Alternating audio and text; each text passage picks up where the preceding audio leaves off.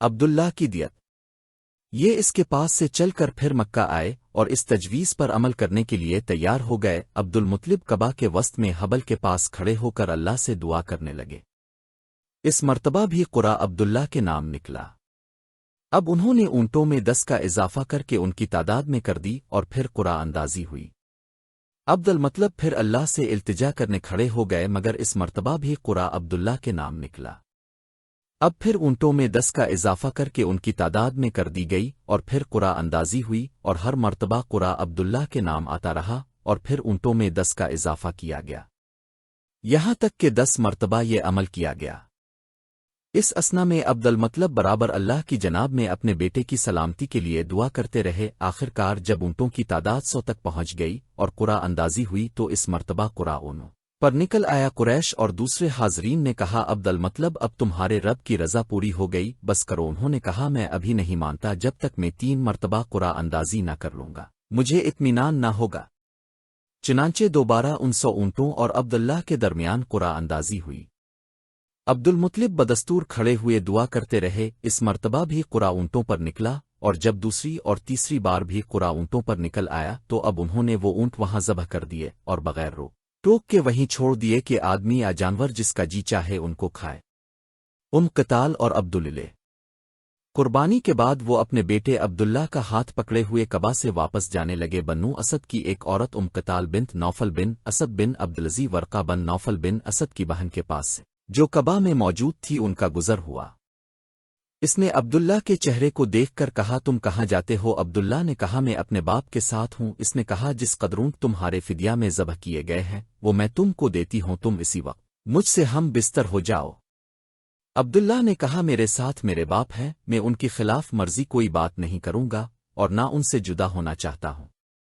عبداللہ کا نکاح۔ عبد المطلب اسی طرح عبداللہ کو لیے ہوئے کعبہ سے باہر آ گئے اور انہیں وہب بن عبد مناف بن زہرہ کے پاس، جو اس وقت اپنی عمر اور شرافت کی وجہ سے بنو زہرہ کا رئیس تھا، لے کر آئے، اور عبداللہ کی شادی آمنہ بنت وہب سے، جو باتبار شرافت نسب اور مرتبہ کے تمام قریش میں سب سے افضل خاتون تھیں، کر دی۔ یہ آمنہ بنت عبدالعز بن عثمان عبدالدار بن قس کی بیٹی تھیں، اور برہ حبیب بنت اسد بن عبدالعز بن قس کی بیٹی تھیں، اور حبیب بنت اسد برہ بنت عف بن عبید بن حج بن عدی بن کعب بن لوی کی بیٹی تھی۔ شادی کے بعد وہب ہی کے مقام میں عبداللہ نے ان سے خلوت کی، اور اسی وقت محمد شکم مادر میں بصورت حمل جلوہ افروز ہوئے۔ جب عبداللہ آمنہ کے پاس سے برآمد ہو کر پھر اس عورت کے پاس آئے جس نے اپنے کو ان کے لیے پیش کیا تھا، عبداللہ نے اس سے کہا، آج کیوں تم میرے سامنے 2 بات پیش نہیں کرتی جو کل کی تھی؟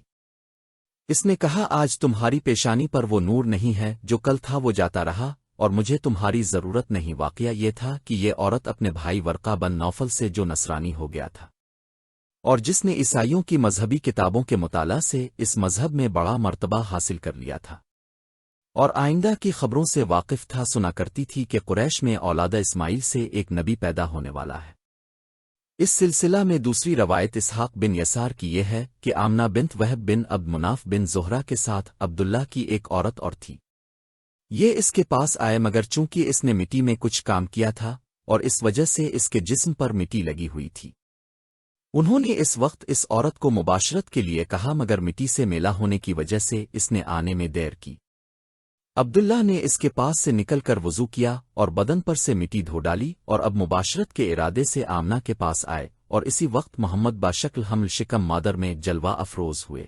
وہاں سے نکل کر عبداللہ اب پھر اپنی پہلی عورت کے پاس آئے اور کہا، جی چاہتا ہے؟ اس نے کہا، نہیں، جب پہلے تم میرے پاس آئے تھے اس وقت تمہاری دونوں آنکھوں کے بیچ میں ایک نور روشن تھا، تم نے اس وقت مجھ سے مباشرت کی خواہش کی، میں نے انکار کر دیا، تم آمنہ کے پاس چلے گئے، اب وہ خود اس کے پاس چلا گیا۔ ارباب سیر کہتے ہیں کہ یہ عورت کہا کرتی تھی کہ عبداللہ میرے پاس آئے، اس وقت ان کی پیشانی پر ایسا نور تھا جیسا گھوڑے کا چاند تارا، میں نے ان سے جمع کی خواہش کی مگر انہوں نے انکار کر دیا، اور وہ آمنہ بنت وہب کے پاس چلے گئے، ان سے ہم بستر ہوئے، اور اسی وقت بطن آمنہ میں محمد شکل حمل میں مستقر ہوئے۔ ابن عباس کی روایت ہے کہ جب عبد المطلب عبداللہ کو لے کر ان کی شادی کرنے چلے تو وہ بنی خصم کی ایک کاہنہ فاطمہ بنت مر کے پاس سے، جو اہل تبلا کی ایک یہودیہ عورت تھی اور جس نے یہود کی بہت سی مذہبی کتابیں پڑھی تھیں، گزرے۔ اس نے عبداللہ کے چہرے پر ایک خاص نور دیکھا اور اس سے کہا اے نوجوان اگر تو اسی وقت مجھے سے مباشرت کرتا ہے تو میں تجھے 100 اونٹ دیتی ہوں۔ عبداللہ نے کہا حرام ہو نہیں سکتا، اس سے موت اولا ہے اور حلال کی یہ شکل نہیں، لہٰذا جو تم چاہتی ہو وہ بات کیسے ہو۔ اس کے بعد انہوں نے یہ کہا کہ میں اس وقت اپنے باپ کے ساتھ ہوں اور کسی طرح ان کا ساتھ نہیں چھوڑ سکتا۔ عبد المطلب ان کو اپنے ساتھ لیے ہوئے چلے گئے اور انہوں نے آمنہ بنت وہب بن عبد مناف بن زہرہ سے عبداللہ کی شادی کر دی۔ 3 دن عبداللہ آمنہ کے پاس رہے، پھر پلٹے اور اب پھر اس قسمہ عورت کے پاس جس نے ان سے خواہش مباشرت کی تھی آئے اور کہا اب بھی اس بات کے لیے آمادہ ہو۔ اس نے کہا اے شریف میں بدکار نہیں ہوں، میں نے تمہارے چہرے میں ایک نور دیکھا تھا، میری خواہش تھی کہ وہ نور مجھ میں آ جائے، مگر اللہ کو یہ بات منظور نہ تھی کہ یہ سعادت مجھے نصیب ہو، اس نے جہاں مناسب سمجھا اسے ودیعت کر دیا۔ یہ بتاؤ یہاں سے جا کر تم نے کیا کیا؟ عبداللہ نے کہا میرے باپ نے میری شادی آمنہ بنت وہب سے کر دی اور میں 3 دن ان کے ساتھ مقیم رہا۔ اس پر فاطمہ بنت مر نے چند شعر بھی کہے۔ عبداللہ کا انتقال۔ زہری کہتے ہیں کہ عبداللہ بن عبد المطلب تمام قریش میں سب سے زیادہ حسین آدمی تھے، کسی نے آمنہ بنت وہب سے ان سے حسن و جمال کی تعریف کی اور یہ بھی کہا اگر جی چاہے تو ان سے شادی کر لو۔ آمنہ نے عبداللہ سے شادی کی، عبداللہ نے ان سے مباشرت کی اور رسول اللہ ہی لیے ان کے بطن میں یہ مشکل حمل مستقر ہوئے۔ اس کے بعد عبداللہ کے باپ نے ان کو ایک تجارتی قافلہ کے ساتھ مدینہ بھیج دیا تاکہ وہاں سے کھجور لے کر آئیں۔ اسی سفر میں عبداللہ نے مدینہ میں انتقال کیا۔ جب ان کو واپس آنے میں دیر ہوئی عبد المطلب نے اپنے بیٹے حارث کو ان کی خبر کے لیے بھیجا۔ ان کو مدینہ آ کر معلوم ہوا کہ عبداللہ کا انتقال ہو گیا، مگر واقد کہتے ہیں کہ ہمارے نزدیک یہ بیان غلط ہے، اصل واقعہ وہی ہے جو بکر بنت المسور نے بیان کیا ہے کہ عبد المطلب اپنے بیٹے عبداللہ کو لے کر وہب کے پاس آئے اور خود اپنے بیٹے کی شادی کی درخواست کی، چنانچہ ایک ہی مجلس میں دونوں کی شادیاں ہو گئیں۔ عبد المطلب کی شادی حالہ بنت عبد مناف بن زہر سے اور عبداللہ کی شادی آمنہ بنت وہب بن عبد مناف بن زہرہ سے ہوئی۔ واقد کہتے ہیں کہ ہم تمام ارباب سیر اس بات پر متفق ہیں کہ عبداللہ بن عبد المطلب قریش کے ایک قافلہ کے ساتھ شام سے مدینہ آئے، چونکہ وہ بیمار تھے اس لیے مدینہ میں ٹھہر گئے اور اسی قیام کے زمانے میں ان کا انتقال ہو گیا، اور نابغہ کے جیسا کہ یہ بھی بیان کیا گیا ہے تابیہ کے گھر کے اس چھوٹے حجرے میں جو اگر تم اس گھر میں اپنے بائیں جانب سے داخل ہوتا ہے ملتا ہے دفن کر دیے گئے۔